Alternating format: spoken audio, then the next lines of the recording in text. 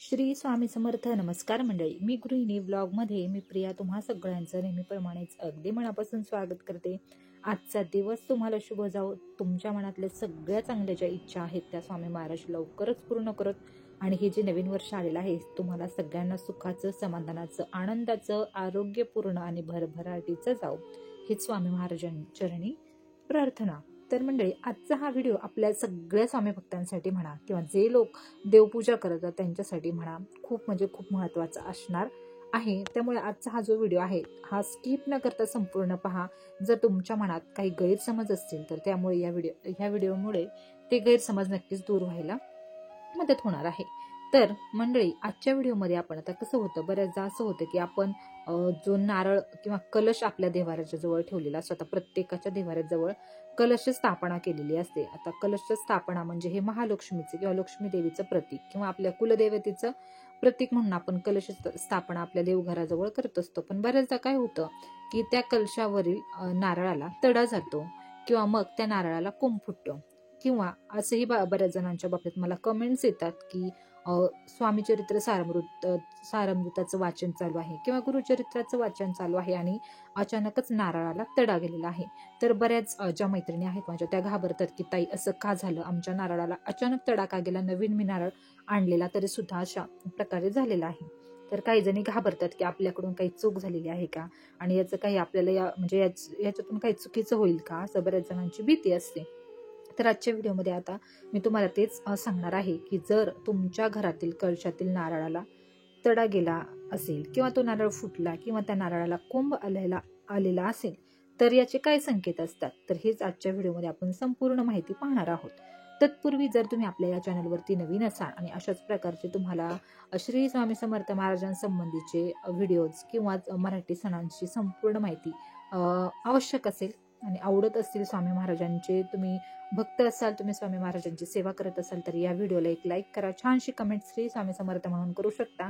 आणि त्याचबरोबर जर तुमच्या काही समस्या असतील त्या सुद्धा तुम्ही कमेंट सेक्शनमध्ये मला विचारू शकता. आणि हा व्हिडिओ आवडला तर नक्की तुमच्या मित्रमैत्रिणींना तुम्ही शेअर करा आणि आपल्या ह्या चॅनलला नक्की सबस्क्राईब करा. आणि सबस्क्राईब केल्यानंतर जे बेल आयकॉन आहे साईडला ते ऑलवरती क्लिक करा, जेणेकरून जेव्हा केव्हा मी माझे व्हिडिओ अपलोड करत जाईल तेव्हा तुम्हाला त्याचं नोटिफिकेशन सगळ्यात अगोदर मिळेल. तर चला आपण आपल्या व्हिडिओला सुरुवात करूयात. तर मंडळी, हिंदू धर्मशास्त्रामध्ये नारळाला कल्पवृक्ष मानले गेलेले आहे.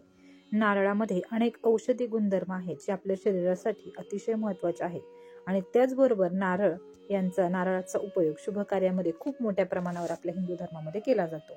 हिंदू परंपरेनुसार नारळ हे सौभाग्याचं व मंगलतेचं प्रतीक आहे.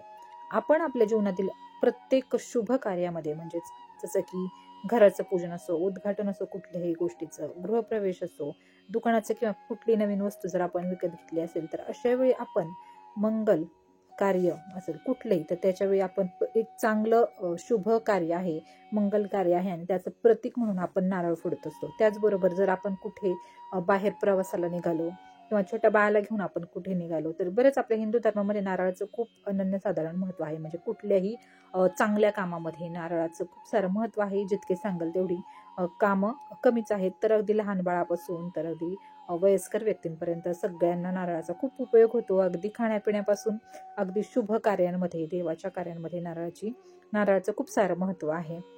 कुठेही आपण प्रवासाला निघालो तर आपण आपल्या गाडीसमोर नारळ फोडत असतो. त्याचबरोबर प्रवासाला निघाल्यानंतर बऱ्याच वेळा आपण आपल्या गाडीमध्ये नारळ ठेवत असतो आणि नदी कुठली आली की त्या नदीमध्ये तो नारळ टाकत असतो. तर याचा एकच समज आहे किंवा आपल्या हिंदू धर्मामध्ये तसं मानलं जातं की आपण जेव्हा प्रवास करतो तेव्हा कुठलीही वाईट गोष्ट किंवा घटना आपल्या समोर घडू नयेत. नारळ साक्षात गणपती बाप्पा आपल्या समोर सोबत असावेत, त्यामुळे आपण हा नारळ सोबत घेतो आणि नदीमध्ये टाकत असतो, जेणेकरून कुठलीही वाईट घटना आपल्यासोबत होऊ नये. तर असे नारळाचे खूप खूप सारे आपल्या हिंदू धर्मामध्ये उपयोग आहेत किंवा महत्त्व आहे. तर आपण आपल्या देवघरामध्ये सुद्धा एक कलश स्थापना करत असतो. पहा, आपण कोणीही जेव्हा नवीन देवघर घेतं किंवा आपल्या घरामध्ये देव आणतं नवीन संसार असेल किंवा कसंही, तर आपल्या देवघरामध्ये सगळ्यात अगोदर आपल्या देवघरामध्ये कलश असणं खूप महत्त्वाचं आहे. जर आपल्या देवघरात कलश नसेलच तर आपल्या देवघराला काहीही महत्त्व नाही. जर आपण कलश स्थापना केली तरच आपल्याला आपल्या देवघराला महत्व आहे. तर देवघरातील नारळ किंवा देवघरातील कलश हे महालक्ष्मीचं, आपल्या कुलदेवतेचं प्रतीक मानलं जातं. असं म्हणतात की जर आपल्या देवघरात कलश असेल तरच आपल्यावरती कुलदेवतेची कृपा राहते, आपल्या घरावर कुठलेही संकट येत नाही.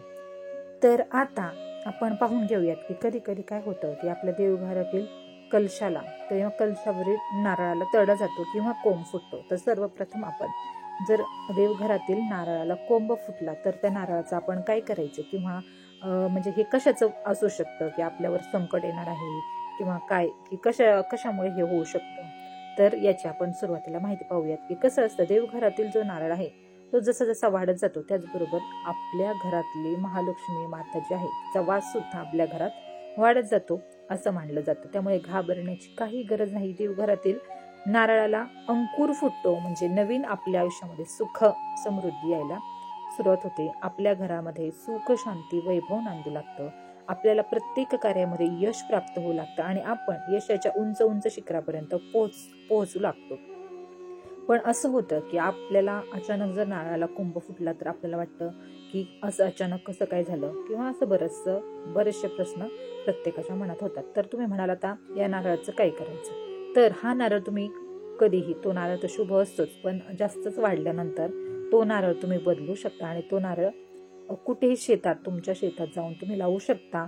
अगदीच तुम्हाला शेतात लावणं जमलं नाही तरी सुद्धा तुम्ही कुठेही तुमच्या पाहुण्यांमध्ये कोणाला शेत असेल, अगदी तुम्ही बाहेर शहरामध्ये राहत असाल, तुम्हाला लावणं शक्य नसेल तर कुठेही, अगदी तुम्ही माहेरी तुमच्या लावू शकता, सासरी लावू शकता, गावाकडे कुठेही तुम्ही तो नारळ घेऊन आपल्या शेतामध्ये लावू शकता. याने सुद्धा आपली भरभराटच होते.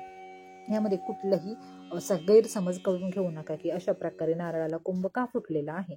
असं झाल्यावरती आपण म्हणजे घाबरत असतो की महिला मंडळांमध्ये बऱ्याचदा असं होतं की अरे असं कसं झालं, किंवा नारळाला अचानक कोंब आला, किंवा तर काही नाही, ही आपल्यावरती लक्ष्मीची झालेली कृपा आहे. तर मंडळी, देवघरातील नारळाला कोंब फुटणे ही आपल्या घरामध्ये लक्ष्मीची कृपा झालेली आहे असंच आपण समजायचं आहे, किंवा असंच ते आहे. काही वाईट विचार याबाबत आपल्याला अजिबात करायचं नाही आणि घाबरायचं तर अजिबात नाही. आता त्यानंतर आपण पाहून घेऊयात की नारळाला तडा जाणे. तर बऱ्याचदा असं होतं की नारळाला तडा जातो आणि आपण प्रचंड घाबरतो की आत्ता मी पारायण, कारण मला सुद्धा मागे एकदा कमेंट आली होती की मी पारायण चालू केलेलं आहे आणि नारळाला तडा गेलेला आहे, तर ताई हे काय असू शकतं, किंवा काही संकट येणार आहे का माझ्यावरती. तर आपण असं झाल्यावर आपण अनेकदा घाबरतो आणि आपल्या मनामध्ये विविध शंका निर्माण होतात आणि मनामध्ये प्रश्न निर्माण होतात की नारळाला तडा अचानक असं का गेलं, आणि मग आपण घाबरतो. पण अशा वेळी अजिबात घाबरण्याची गरज नाही.